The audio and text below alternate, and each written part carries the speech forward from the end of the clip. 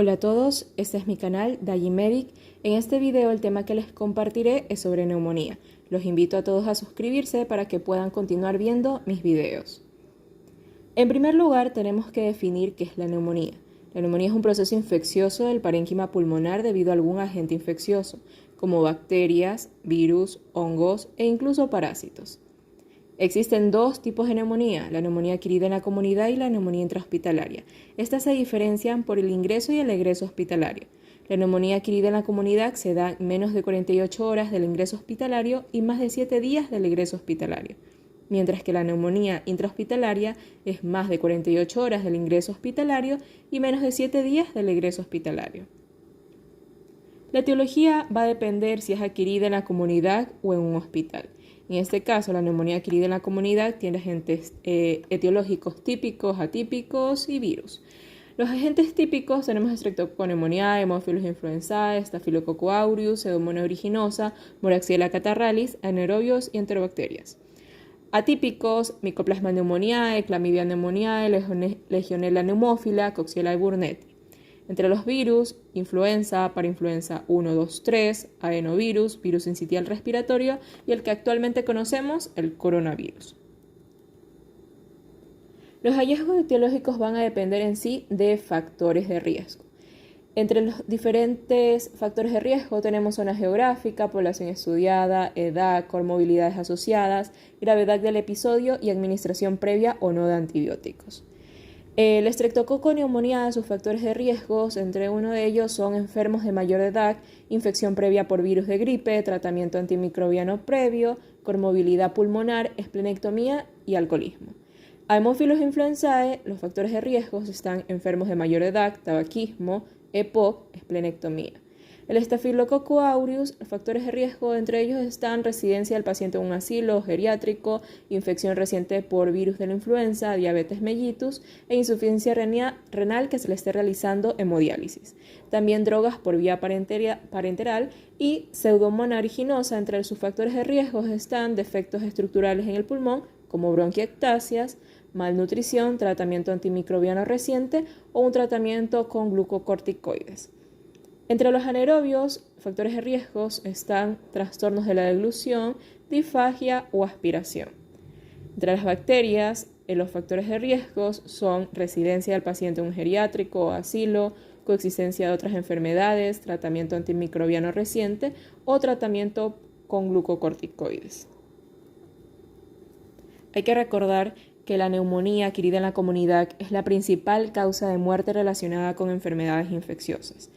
Tiene una incidencia de 1 a 10 casos por 1000 habitantes, con tasas superiores en edades extremas, en varones y durante el invierno. Una mortalidad de menos del 1% de forma ambulatoria y más del 10% de los ingresados en un hospital. El Streptococcus pneumoniae, que es el principal agente etiológico de la neumonía adquirida en la comunidad, entre los agentes típicos, como lo había mencionado, entre los atípicos se encuentra el Mycoplasma pneumoniae. Entre el Streptococcus pneumoniae anteriormente era responsable del 90% de los casos de neumonía. Ahora es el del 10 al 15% de los casos, pero aún así sigue siendo el patógeno bacteriano más comúnmente aislado. La fisiopatología, como consecuencia de que se dé la neumonía, es la proliferación de los microorganismos a nivel alveolar y la respuesta contra ellos desencadenada por el hospedador, provocando la producción de exudados intraalveolares y el desarrollo en sí de la neumonía va a requerir que un patógeno llegue a los alveolos y que las defensas del huésped se vean abrumadas por la virulencia del microorganismo o por el tamaño del inóculo.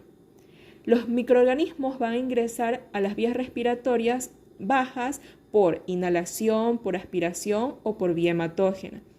Existen factores mecánicos que son de importancia decisiva en las defensas del hospedador. Entre ellos tenemos las vibrisas y los cornetes, los cuales se encuentran aquí, vibrisas y cornetes. Estos capturan las grandes partículas inhaladas antes de que alcancen la porción baja de las vías respiratorias. Las ramificaciones del árbol traqueobronquial atrapan los microorganismos, los microbios, en el epitelio del revestimiento. Y estos van a través del mecanismo de eliminación o limpieza mucociliar y factores antimicrobianos, antibacterianos locales, el patógeno es eliminado o destruido. Además, tenemos el reflejo nauseoso y el mecanismo de la tos, los cuales sirven de protección contra la broncoaspiración. Y además, la flora normal se adhiere a las células mucosas de la orofaringe y estos impiden que las bacterias patógenas se adhieran a la superficie. Pero cuando estos microorganismos vencen las barreras de los alvéolos, los macrófagos alveolares van a eliminar y destruir estos microorganismos con la ayuda de las proteínas A y D de la sustancia tensioactiva.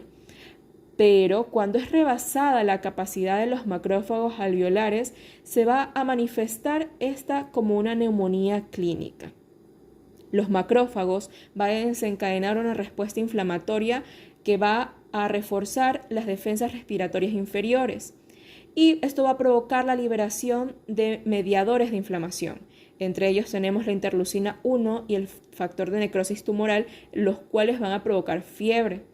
Y también se va a desencadenar la interleucina 8 y el factor estimulante de colonias de granulocitos, que va a provocar la liberación de neutrófilos. Esto los va a estimular para su liberación y esto va a desencadenar la leucocitosis periférica y el aumento de secreciones purulentas. Los mediadores de la inflamación liberados por los macrófagos en conjunto con los neutrófilos recién reclutados, como se observa en la imagen, estos son los neutrófilos, son los macrófagos, los cuales han sido reclutados, van a crear una fuga alveolo capilar. Esta fuga alveolo capilar va a provocar también una fuga de eritrocitos y provoca la hemoptisis. Esta fuga alveolo capilar se va a observar en la radiografía como los infiltrados y en la auscultación se van a escuchar estertores.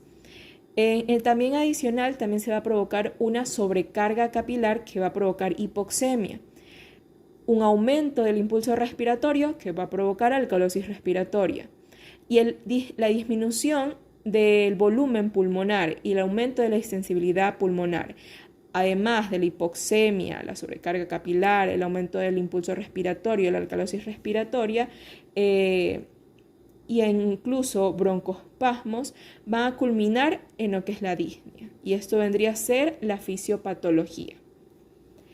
En la clínica, la presentación puede ser variable, puede ser típica o atípica. Entre la clínica típica, la presentación atípica, tenemos fiebre, escalofríos, tos con expectoración purulenta, disnea, dolor torácico tipo pleurítico, y entre la típica, tos no productiva, cefalea, afectación gastrointestinal, artromialgias, deterioro del estado general. Al momento del examen físico, en la auscultación, vamos a escuchar la disminución o abolición del murmullo vesicular, estertores crepitantes, soplo tubovárico o egofonía. Y en la percusión va a haber matidez. En los adultos mayores, la neumonía adquirida en la comunidad tiene un mecanismo más insidioso y un cuadro menos sintomático. Para el diagnóstico, aparte de la clínica, nos vamos a basar en complementos como son la radiografía, la tomografía, el ultrasonido y pruebas de laboratorio. En la radiografía sigue siendo un sello distintivo del diagnóstico de la neumonía adquirida de la comunidad a pesar de una sensibilidad baja para la detección. En este caso tenemos una especificidad del 93% y una sensibilidad del 46 al 77%. En estas imágenes, en la primera radiografía se observa una consolidación del lóbulo medio derecho. En la segunda imagen, esta radiografía, se observa consolidación del segmento superior del lóbulo inferior izquierdo. En la tercera radiografía se observan opacidades parchadas, no segmentarias, bilaterales, que son características de la neumonía atípica. Y en esta cuarta imagen se observa una consolidación extensa y hay además broncogramas aéreos, que son los que estoy señalando. La tomografía es más sensible, sobre todo para los infiltrados pulmonares, en un 100%. En esta tomografía se observan imágenes hipodensas bilaterales, que se lo considera esta tomografía de un paciente de COVID-19. ¿Cuándo vamos a realizar tomografías? Cuando una radiografía no es diagnóstico, cuando hay sospecha de infección por otro patógeno o sospecha de complicación o alteración estructural. Hay que recordar que en la neumonía la tomografía es el estándar de oro.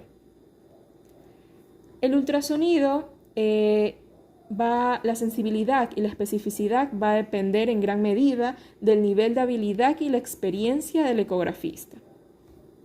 En estas imágenes se observa consolidaciones pulmonares que son características de la neumonía. La consolidación pulmonar se visualiza con un patrón parecido al tejido hepático, con límites que pueden ser formados a partir de la línea pleural o un derrame pleural si es que está presente y el pulmón aireado. Por ejemplo, este aquí es el patrón de consolidación, este es la parte del hígado, y acá es lo que mencionaba, que sí puede ser por línea pleural o acá un derrame pleural. La presencia de consolidación pulmonar indica pérdida completa de aireación pulmonar, debido a que en el espacio alveolar se llena de exudados y restos celulares o es colapsado por la proliferación de tejido neoplásico o derrame pleural. La presencia de este patrón puede corresponder a neumonía, telectasia, síndrome de dificultad respiratoria o contunción, en este caso que es de neumonía. En zonas de consolidación puede detectarse la presencia además de broncogramas aéreos o fluidos. Los broncogramas son los que están señalados por estas flechitas, esto de aquí. Las pruebas de laboratorio tenemos que van a diferenciar entre virus y bacterias y aparte nos van a servir en cierta medida para estratificar el riesgo de los pacientes. El recuento de glóbulos blancos y la sedimentación de eritrocitos en términos de cómo se diagnostica y maneja la neumonía adquirida en la comunidad tienen una utilidad limitada, pues tienen una sensibilidad errática y tienen una poca especificidad. Los biomarcadores, los que actualmente también se realizan, como la proteína C reactiva, con sus siglas PCR y procalcitonina, PCT, estos pueden predecir la presencia de una infección bacteriana. Y cuando se determina la tendencia, puede ilustrar una respuesta a los antibióticos. Cuando se comenzaron a utilizar la PCR y la procalcitonina como hallazgos del examen tradicional, fueron más precisas que las características del examen físico, pero no fueron estadísticamente superior al recuento de glóbulos blancos. También se pueden realizar pruebas de antígeno en orina, pero esta no se recomienda someterse a todos los pacientes a esta prueba, excepto en los casos de neumonía adquirida en la comunidad grave o a menos de que haya una preocupación clínica elevada basada en recientes brotes. También tenemos los hemocultivos y los cultivos de esputo. Estos no se deben obtener para ningún paciente ambulatorio. No deben enviarse de manera rutinaria, solo deben ser en pacientes hospitalizados con neumonía adquirida en la comunidad grave y también para pacientes que han sido o están siendo tratados por el estafilococo aureus resistente a la meticilina o Pseudomonas aeruginosa, y para pacientes que han sido hospitalizados y recibieron antibióticos intravenosos en los últimos 90 días. También se puede realizar un panel respiratorio viral, pero estos pueden ayudar a identificar varios patógenos virales con un tiempo de respuesta rápido. Sin embargo, no se ha demostrado que tengan un impacto en los resultados orientados al paciente. Ahora, para poder determinar si el tratamiento va a ser de manera ambulatoria o de manera hospitalaria, hay que realizar la estratificación a través de estas escalas, que son el CUR 65 y el índice de gravedad de neumonía, conocido por sus siglas en inglés PSI. El CUR 65, sus siglas son los que determinan los síntomas. La C es confusión, tiene un puntaje de 1, la U, que es uria, mayor del 19 miligramos por decilitro o más de 7 milimol por litro, puntaje de 1. La R, que es frecuencia respiratoria, mayor o igual a 30 respiraciones por minuto con un puntaje de 1. La B, presión arterial sistólica menor de 90 milímetros de mercurio o presión arterial diastólica menor o igual de 60 milímetros de mercurio con un puntaje de 1 igual. Y 65, que representa a la edad en años mayor o igual a 65, con un puntaje de igual manera a 1. La sumatoria de estos puntajes es que nos va a determinar el tratamiento y mortalidad. Si tienen una puntuación de 0 a 1, tienen un riesgo de 1.5% de mortalidad y la disposición es de que va a ser un tratamiento y la atención ambulatoria. La puntuación de 2 tiene un riesgo de 2.9 de mortalidad y la disposición es hospitalización o versus admisión para observación. Eso va a depender del criterio médico. La puntuación es mayor o igual a 3 con un riesgo de 22% de mortalidad.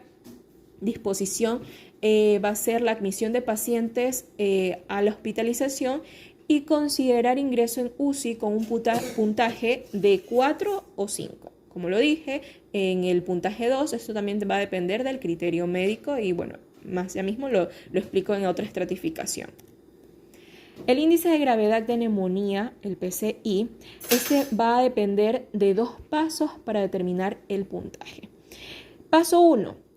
Si presenta alguna de estas características, por lo menos una de estas, va a ser designado en clase 1. En clase 2, 3, 4 o 5. Si no presenta ninguna de estas, es que va a ser clase 1. Las características son edad mayor de 50 años, enfermedad neoplásica, insuficiencia cardíaca congestiva, enfermedad cerebrovascular, enfermedad del hígado, enfermedad renal, estado mental alterado, un pulso mayor o igual de 125 latidos por minuto, frecuencia respiratoria mayor o igual de 30 respiraciones por minuto, presión arterial sistólica menor de 90 milímetros de mercurio y una temperatura menor de 35 grados Celsius o mayor o igual de 40 grados Celsius. Como mencioné, si no presenta ninguna de estas características, se va a asignar al paciente a la clase 1 de riesgo.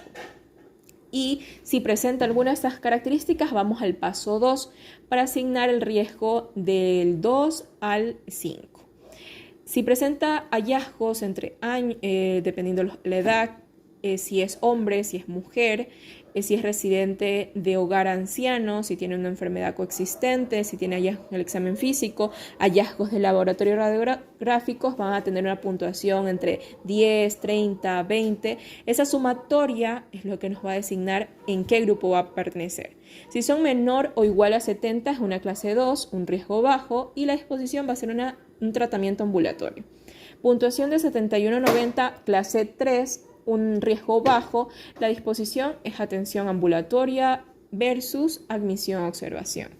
Si tienen una puntuación de 91 a 130, es una clase 3, un riesgo moderado, la disposición va a ser admisión a hospitalización. Si ya son mayor a 130, entonces esta puntuación va a ser una clase 5 y el riesgo es alto. Entonces, en definitivo, va a ser una admisión a hospitalización.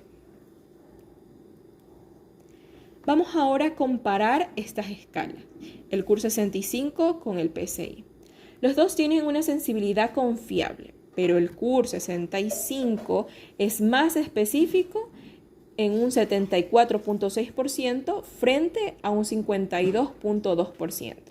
Se considera que la menor especificidad del PSI es a la inclusión de comorbilidades, como había mencionado en la escala anterior, que también agregan las comorbilidades. En las pautas de la Sociedad Torácica Americana y Sociedad de Enfermedades Infecciosas de América, ATS, y el ICSA recomiendan condicionalmente la puntuación PCI sobre el CUR 65, pero enfatiza que cualquier sistema de puntuación debe usarse junto al juicio clínico. Ahora, con respecto a la puntuación, el total de las puntuaciones, podemos ver similitudes. La puntuación sería el grupo 1 del CUR 65, del 0 a 1, que van a tener una atención ambulatoria. Estos vendrían a ser un PCI clase 1, clase 2 y clase 3. Clase 3 en cierta medida. ¿Por qué? Porque la puntuación 2 también es hospitalización versus admisión para observación.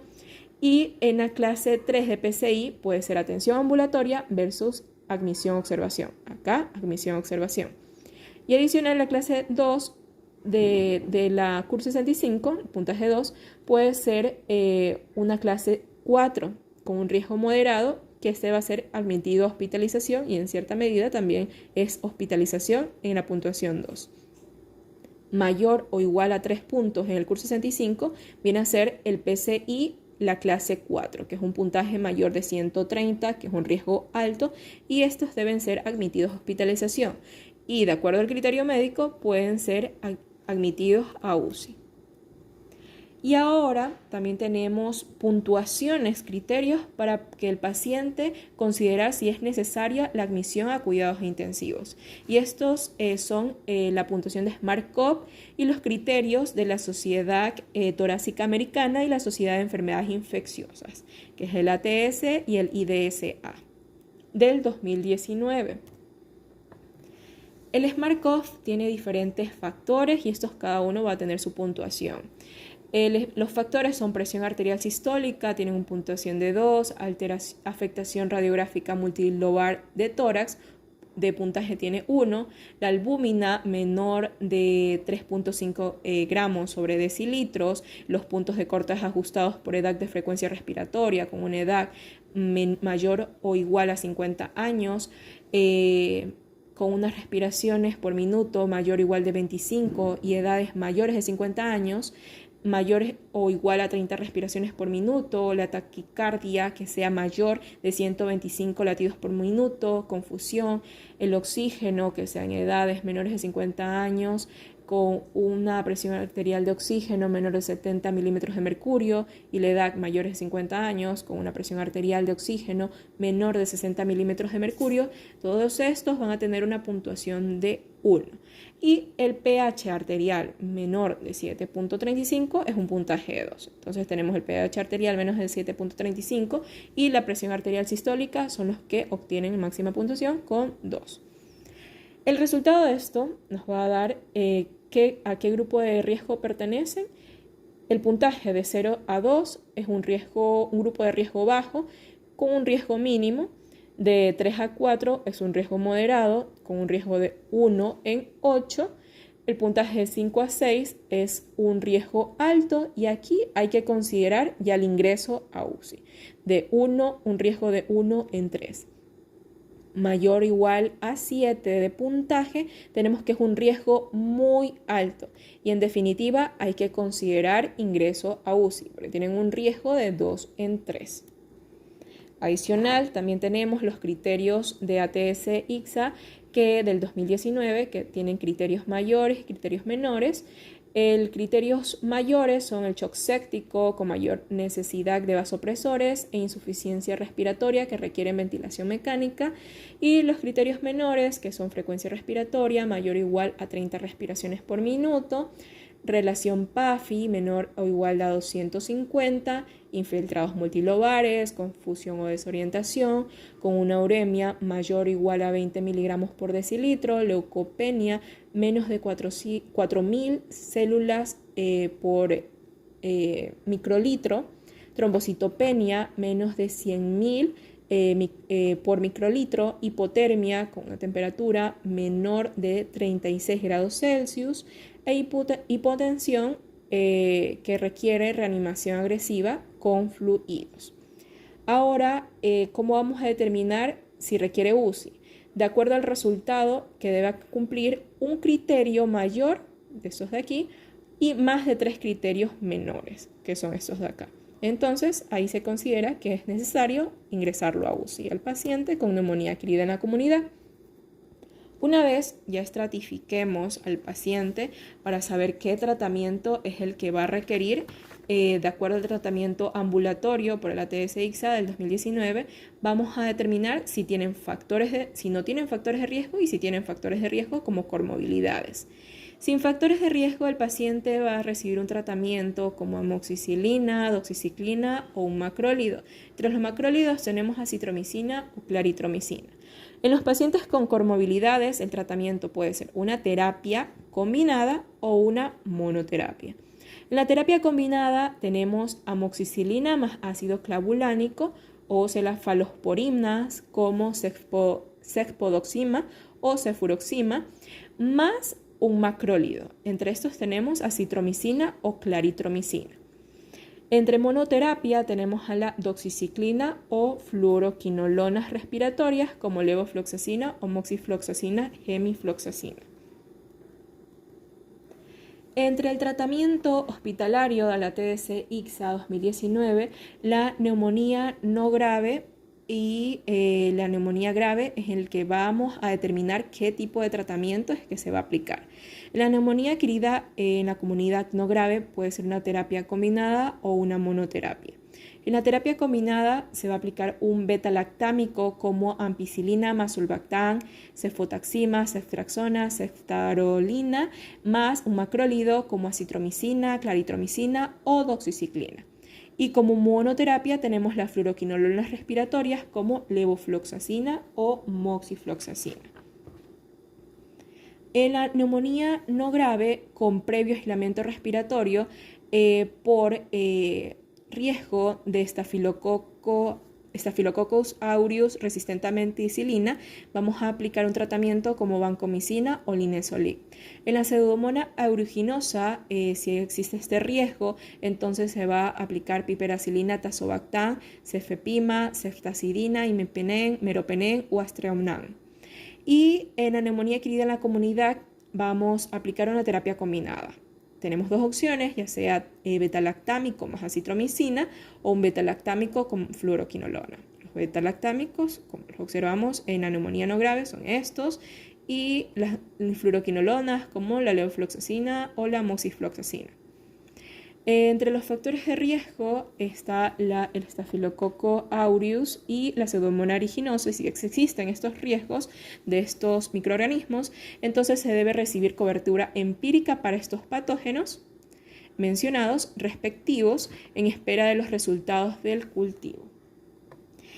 Con respecto a la acitromicina, en los pacientes acitromicina o claritromicina, que son macrólidos, estos hay que depender de qué país nos encontremos, porque en ciertos casos hay resistencia. Si es una resistencia aproximadamente mayor del 25%, entonces preferible no aplicarlo. A menos de que sea necesario, se lo aplicará. Como en el caso de las pacientes con comorbilidades y que hay que aplicar terapia combinada y es necesario aplicar adicionalmente otro tipo de antibiótico, en este caso macrólido. Aparte también el ATS-ICSA nos mencionan sobre tratamientos con respecto a los antitusígenos y los corticosteroides. Los antitusígenos, el tratamiento es algo controvertido, ya que muchos tratamientos propuestos son ineficaces y pueden tener efectos secundarios, debido a que la tos suele ser autolimitada. Entonces, el tratamiento dirigido a la neumonía subyacente tiene éxito en la mayoría de los casos. O sea, con tratamiento específico de neumonía, entonces no va a ser necesario los antitusígenos.